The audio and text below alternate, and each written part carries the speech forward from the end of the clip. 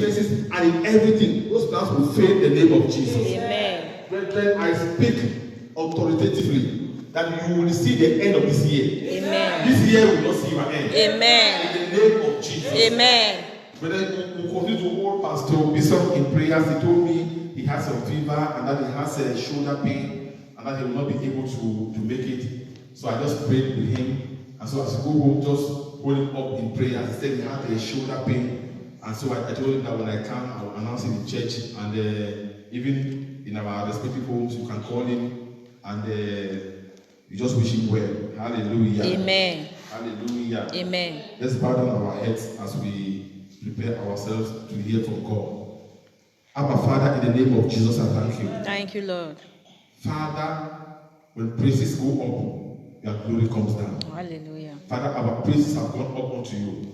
Lord, let your glory come down. Amen. Father, come down and manifest your power, O God, in our lives. Amen. Come down and show us your glory this afternoon.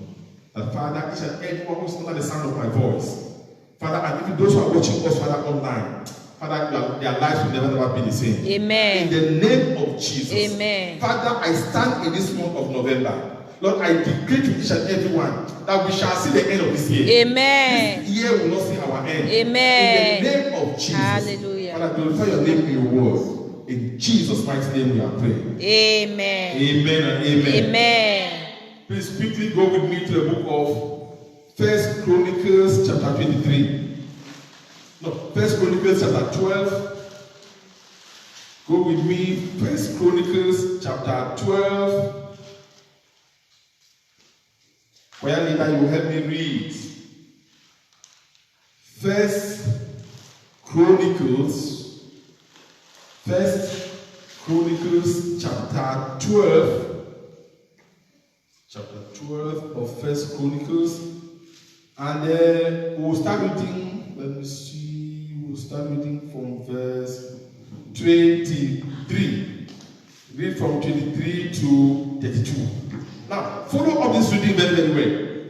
1 Chronicles chapter 12, from verse 23 to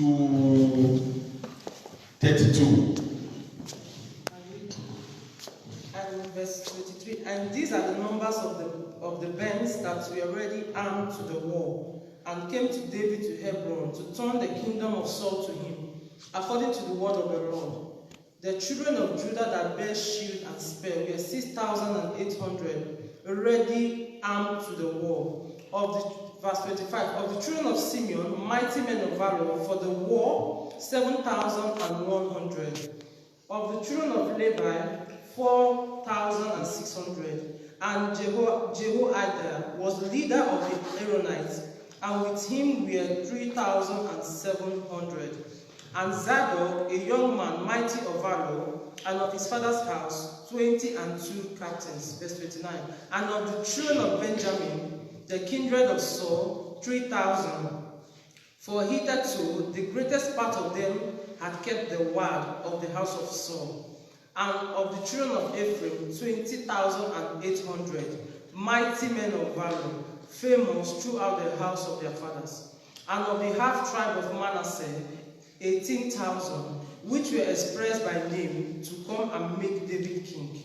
And of the children of Issachar, which were men that had understanding of the times, to know what Israel ought to do, the heads of them were 200, and all their brethren were at their commandment. Verse 33, of Zebulun, such as went forth to battle, expert in war, with all instruments of war, 50,000, which could keep rank. They were not of double heart. Okay. Please read again verse 32. Because that's when our central message will die. 32. Verse 32. And of the children of Issachar, which were men that had understanding of the times. Wait.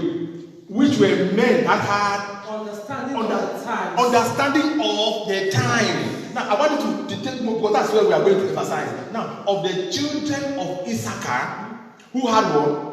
Understanding of the time. They had understanding of the time that they were living in. Yes. To know what Israel ought to do. Now, it was not only having understanding, because you can have understanding of one thing, but you must know what to do. Yes. The heads of them were 200. and all their brethren were at their commandment. Hallelujah. Amen. Hallelujah. Amen. Brethren, this is why I asked our choir leader to emphasize on verse 32. Now, the Bible says in that verse 32, it says, and the children of Issachar had understanding of the time. They had understanding of the time. And they knew what Israel ought to do. Now, there are two things here that I want you to take note of. One, you may have understanding of the time, but you will not know what to do. But the Bible says that the children of Issachar had understanding of the times, and they knew what Israel ought to do. You may be living in our times today. Do you have understanding of the time that you are living in? And do you know the things that you need to do? In our own time that we are living now, whether we are living in what the Bible calls perilous times. The Bible tells us here. Now, let's go back to where we read. 1 Corinthians chapter 12. Now, the Bible, let me tell you the story briefly. Saul was ruling as king of Israel. But God had already declared David to be the king. And it came to a time when David was only ruling part of the country. He did not have authority in the whole land. It's like in Nigeria. The president who is elect, he will have power only in the north because he's a northerner. He will not have any power to come to the Igbo region in the east. He cannot rule in the Benin area. But he is the president. And so soldiers will now get up and say, no, we will not allow somebody who is a legitimate president to have authority only over the north. We must come down to the east and make sure that all the regions in the east, the southeast, the middle belt, they must all be under the authority of this president. This is what happens here. That's why we see here that from the tribe of Hebron,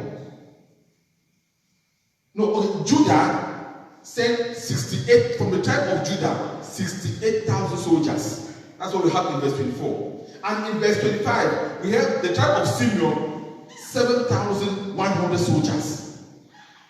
And in verse 26, the tribe of Levi, 4,600 soldiers. In verse 27, the tribe of Jehoiada, 3,700. And Zadok, 22 captains. And from the tribe of Benjamin, that's verse 29, it was about 3,000 soldiers. And in the tribe of Ephraim, in verse 30, it was about 20,800 soldiers.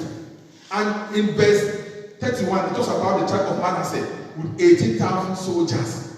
Now, look at it. All of them were soldiers. They had guns. They had all the ammunition to go and fight. Just as I was talking, they came ready to come and fight to make sure that the person who is ruling, he must control, he must be a leader controlling the whole nation, not only a part. Now they came very ready to come and fight. And why did they come? They came to come and make sure that David is throned as the king of all of Israel. They came with their arms. But what is more striking in this story, brethren, is not even the people who came with their arms, but the story is mostly centralized in verse 32. Verse 32 is where the story is really centralized. Now look at it. We are going to fight a war to make sure that we put somebody there as our president. Anybody going to war, we must carry bombs. And that's why we are seeing here that they came with 8,000, 6,800 soldiers, men of war, men of battle. That's what the Bible is telling us. But in verse 32, look at something. The Bible says, and of the tribe of Issachar, who had understanding of the times. They knew what Israel ought to do. Now, they had understanding of the times. The situation at hand did not permit that you must go and fight in war. There is diplomacy. And that's why the Bible is telling us that they came, how many of them? 200. The other people, now, when you look at verse 24, talks about Judah. Judah came with 6,800 soldiers to come and fight. And when you even go down to verse 30, it talks about Ephraim. The tribe of Ephraim, they came with 20,800 soldiers. They came to come and fight. They were ready to fight. And the tribe of Manasseh in verse 31 says what? 18,000. They came to fight. But the Bible tells us here, where we read in verse 32, says, and of the children of Issachar. Now, I want you to get the difference. They did not tell us that the tribe of Manasseh who had understanding. No. The tribe of Manasseh, they came with soldiers. The tribe of Ephraim, they came with soldiers. Benjamin, they came with soldiers. But of the tribe of Issachar, the Bible says, and of the children of Issachar, which were men that had understanding of the times, to know what Israel ought to do. They knew what Israel ought to do. It was not only through fighting. And they said how many? 200. Now the 200 were just soldiers? No, they were diplomats. They came to come and speak peace.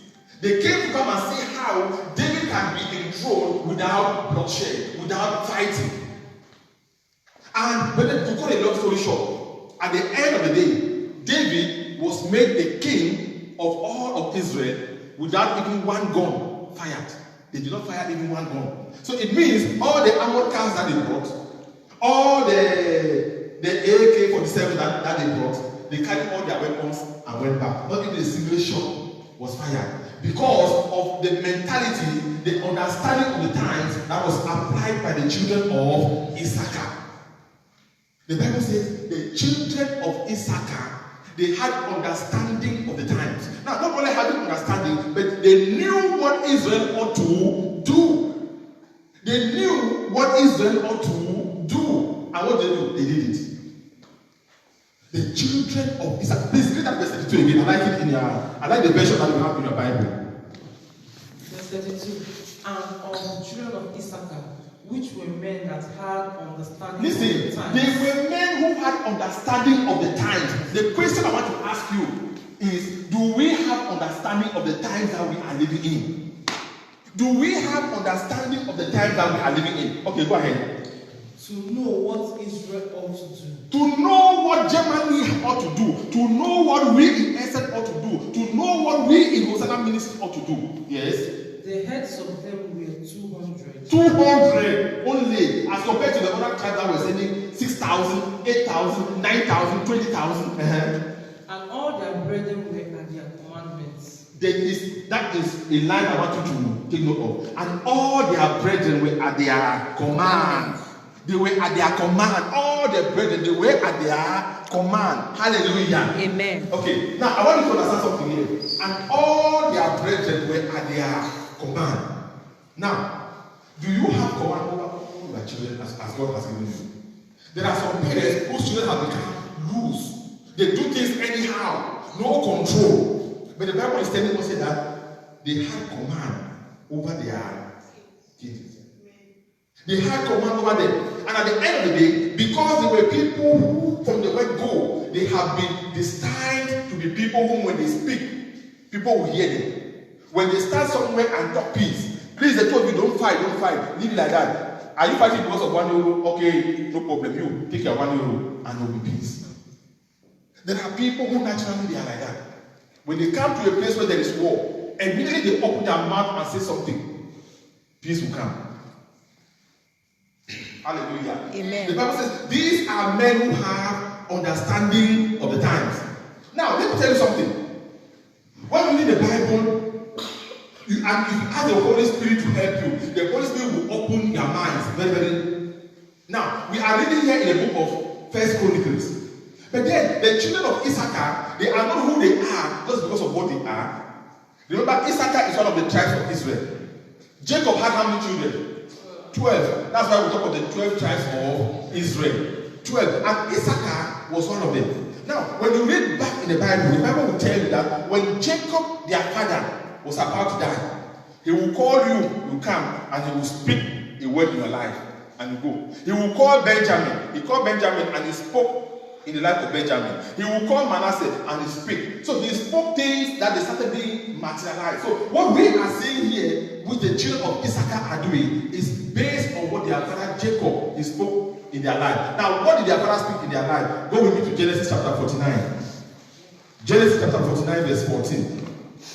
I want you to see exactly what their father Jacob he declared in the life of Issachar before he died. He said something. What did he really say? Genesis chapter 49. Genesis 49, verse 14. Yes.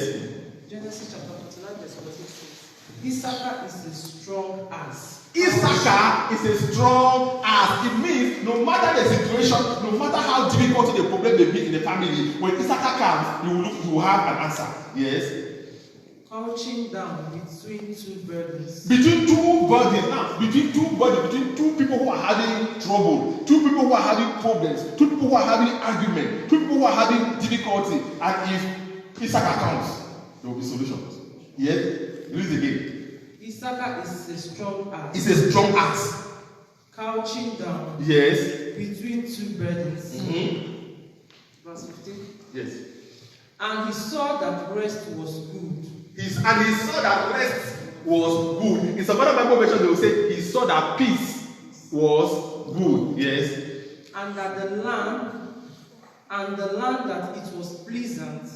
Hallelujah. Amen. Thank you very much. See, brethren, this one, when you see Issachar doing what he is doing, that is a declaration that his father has.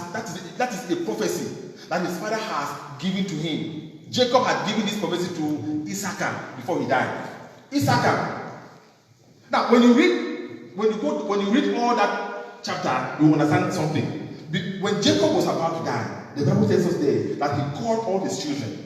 Now, he will call this one and he will say, you will be a success in this life. Anybody that will come and try you, that person will die.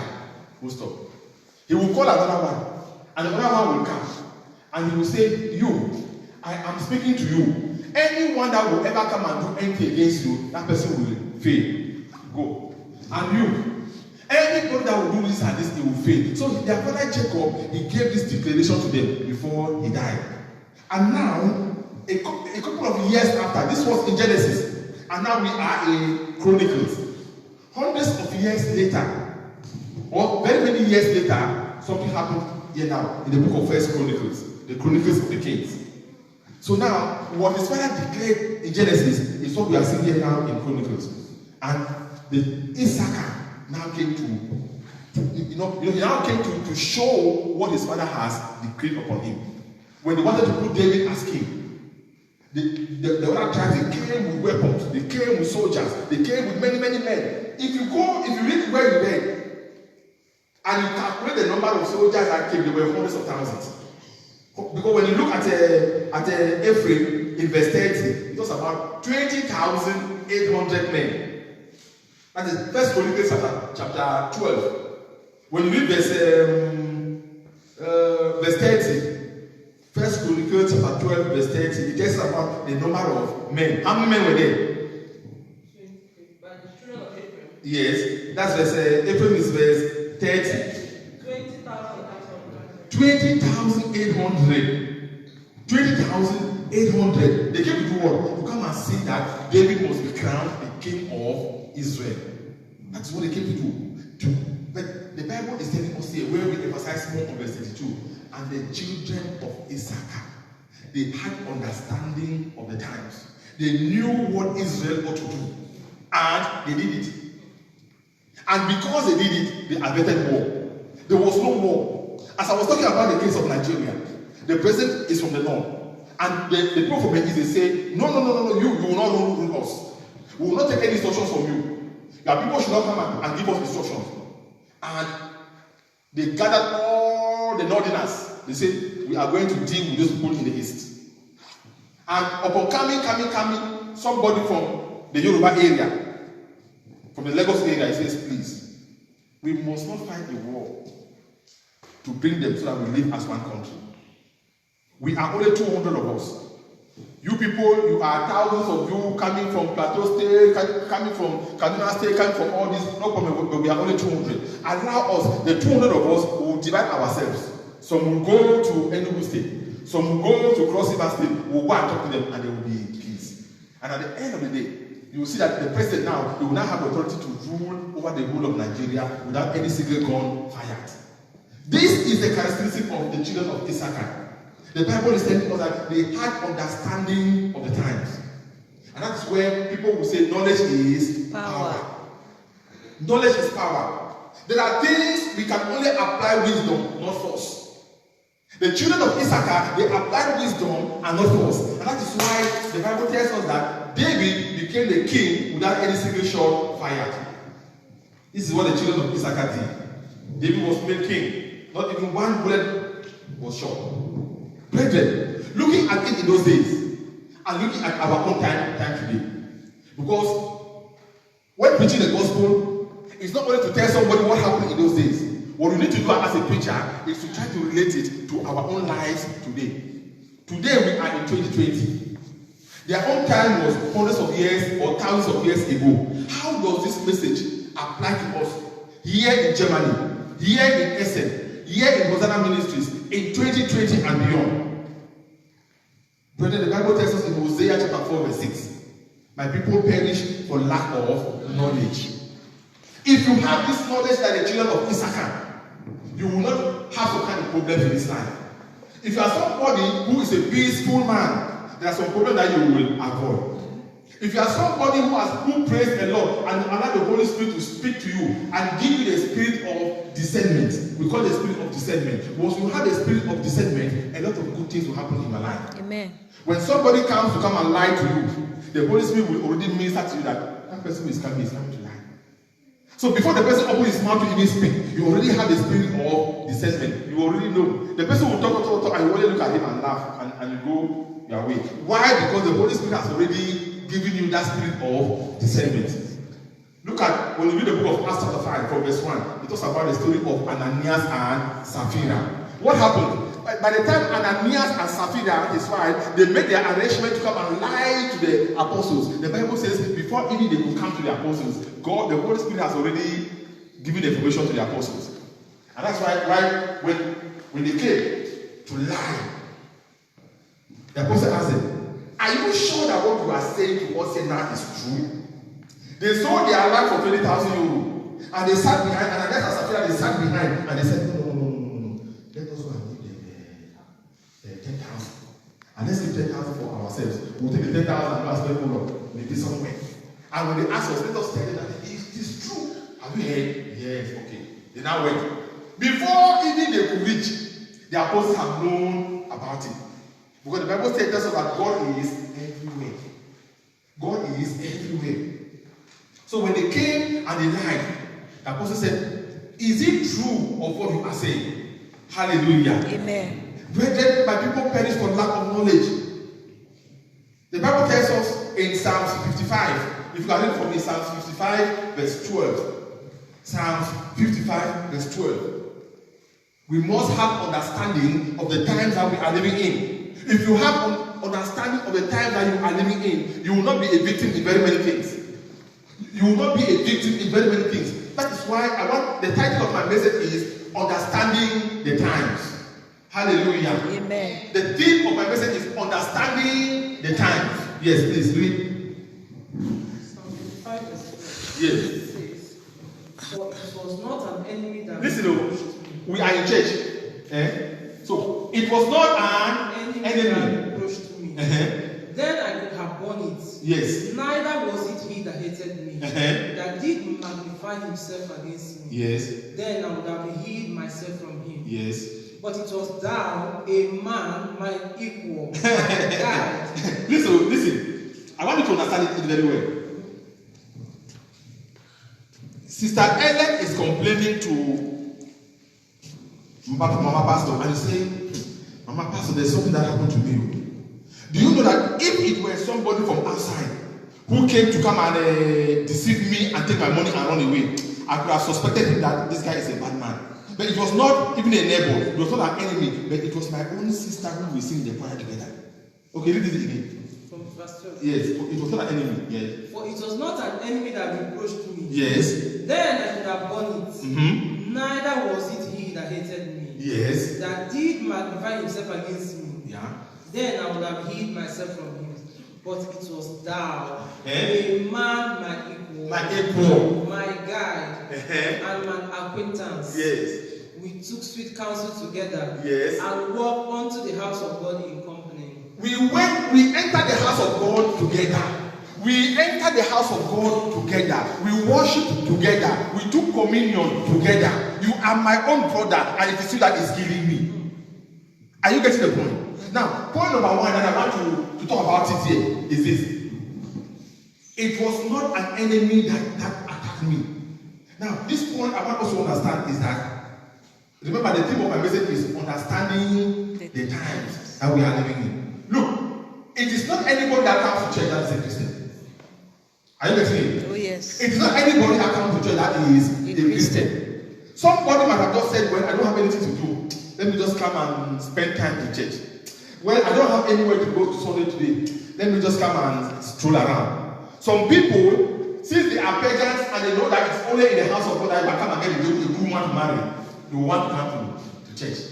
And when they come, they are not out to come and worship God. They are not out to pray, but their eyes are only to look at the ladies in the church. Now, the reason I'm bringing this point is this. The Bible says it was not an enemy that hit me. It means it may be somebody that was pretending in the house of God to be your friend. It may be somebody in the house of God that was pretending to be a brother or sister in the Lord. And that's why somebody can come and say, Sister Helen, I don't know if you can just borrow me 500 euros, so I have a problem. And what do you say? Well, we are singing the prayer together. Let me just give. The Bible says that we should help our brother. You remove the 500 euro and give. In good faith, that this is my sister in the Lord. And from that day, you don't see her in church again. You call her number, she does not pick. But you gave it to her because you know that she is a sister in the Lord. Now, what am I bringing up here? The Bible says, my people perish for lack of knowledge. It means you must apply wisdom even in the house of God. Because David had cried here when we read that it was not an enemy. It was not somebody that was far, but it was somebody who will worship God together in the church. You think that if somebody comes to you and say, Sister Martina, please, can you give me a car? I want to bring my brother at the airport. Look, it's not bad for you to help. You can help, but you must know who you will help. Because you can give that person your car, and the person will drive the car and go away. He might be ready to go to Holland, and you say, please let me pick somebody here at the airport in Düsseldorf. But his plan is to take 2 or 3 friends for them to go to Holland. You will give in good faith, and she will take her car, keep in Holland. And while in Holland, they will put off the phone. You have a plan to go somewhere, and you now remain small. Simply because you want to help somebody in the church. So it's not anybody that is in the church that you must trust. Because anybody who is a true child of God, the Bible says, by their fruits we shall know them. And that's why I was thinking about the spirit of discernment. If you know that somebody coming near you is only coming to deceive you, the Holy Spirit must reveal to you if you are a prayerful Christian. Hallelujah. Amen. Hallelujah. Amen. Look at the times that we are living in. The theme of my message is understanding the times. The times that we are living in. We are living in a COVID-19 period. COVID-19 is real. If I've been doubting it yet, COVID-19 is real. People are dying. By the special grace of God, a friend of mine, very intimate friend of mine here in Essex, he could have gone. He just went somewhere where, because up to now he's doubting whether it was on a sleep funeral that he went, where there were many people, nobody was wearing a mask, or it was on a birthday that he went, many about some people, nobody was wearing a mask, and he came home, no way. A couple of days later, his wife went down. If not of God, I am telling you, we could have just lost a couple. But thank God. Brethren, we are living in times that there are people who are saying COVID does not exist. But it exists. COVID is real. Understanding the times. You must understand the times that you are living in. You must understand the times that you are living in. But then, for the sake of time, I might not go through all the points that I have here. But maybe on Friday when I will be ministering, those of you who will follow online, you follow, you will get it. I'll make mention of some of the points. But I want to make mention of one point here. Brethren, there are some countries in the world, especially in Asia, when they catch you with drugs, they will not say to people, they will kill you.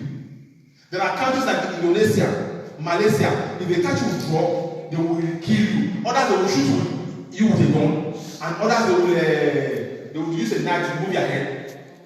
They don't do it in a gentlemanly manner like in the US where they say they will give you an injection. And after some time your heart will stop. They will shoot you and kill you.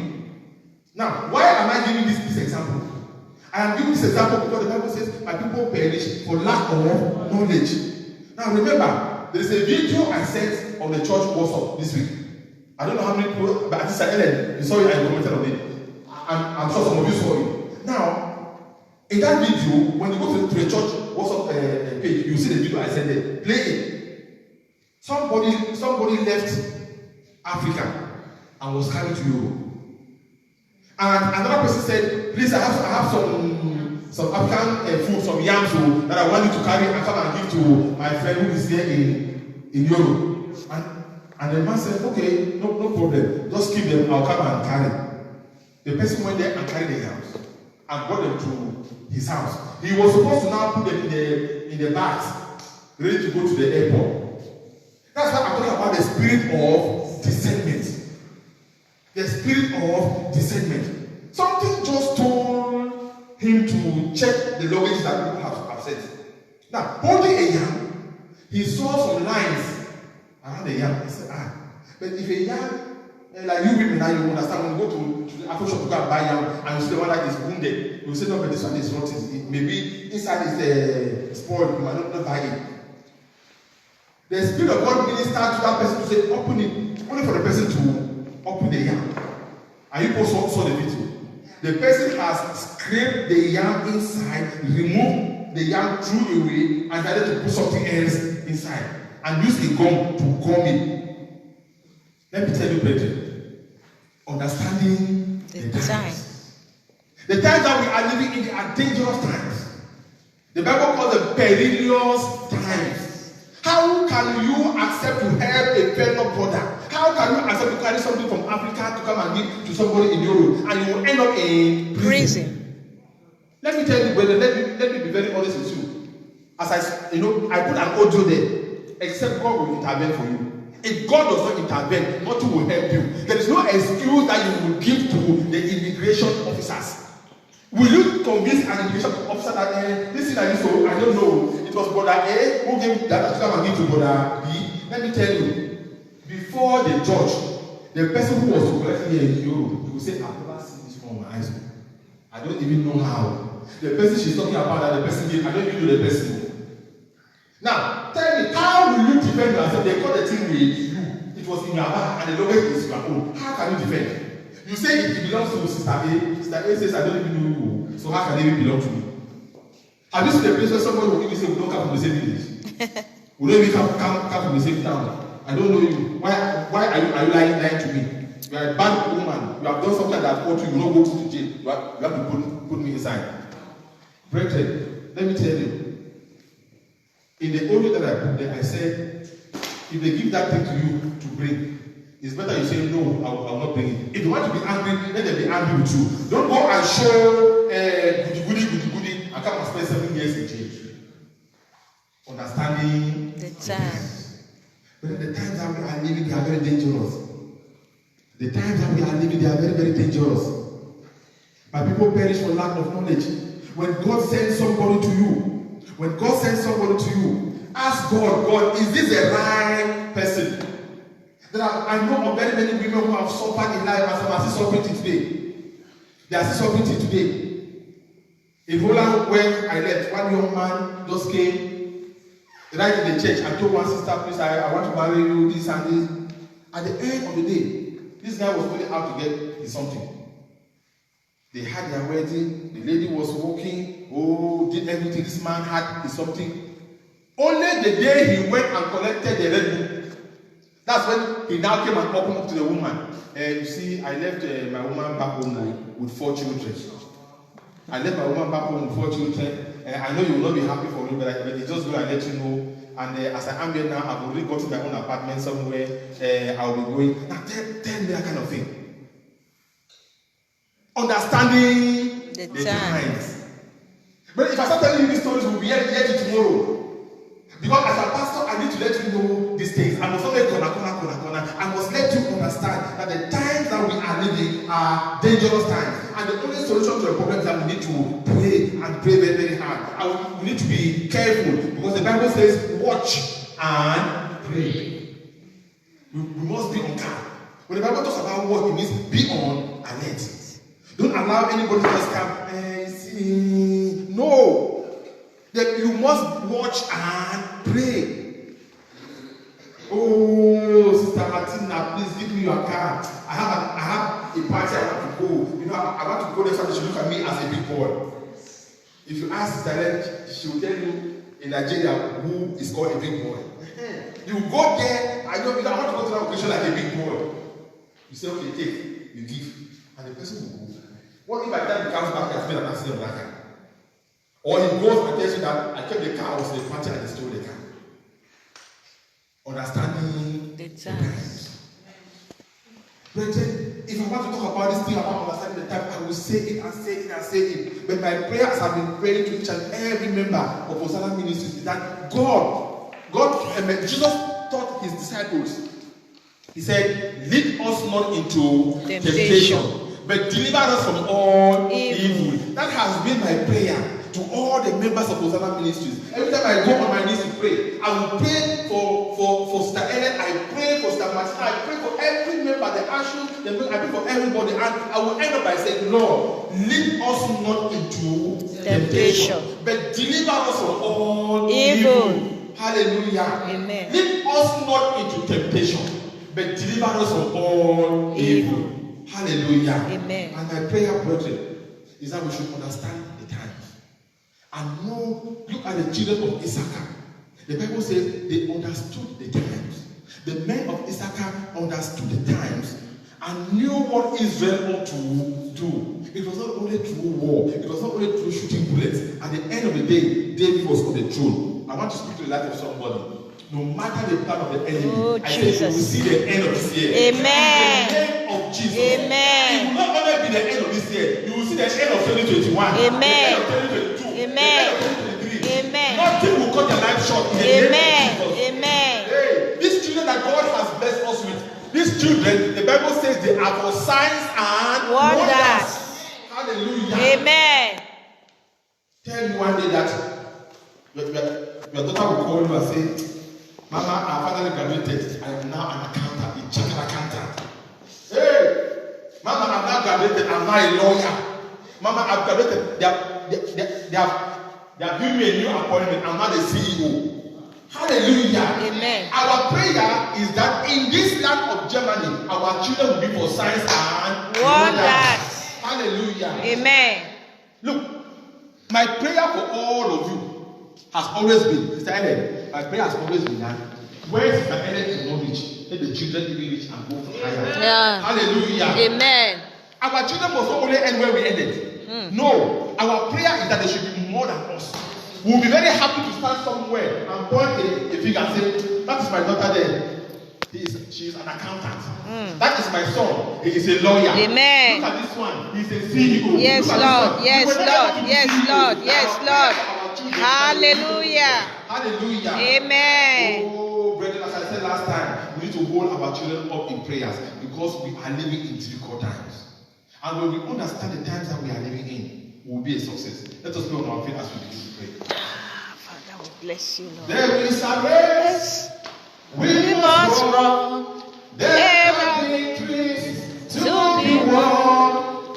Give us power every hour to be true. For there is a race.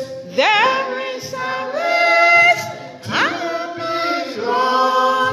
There are victories to be won. Give us power every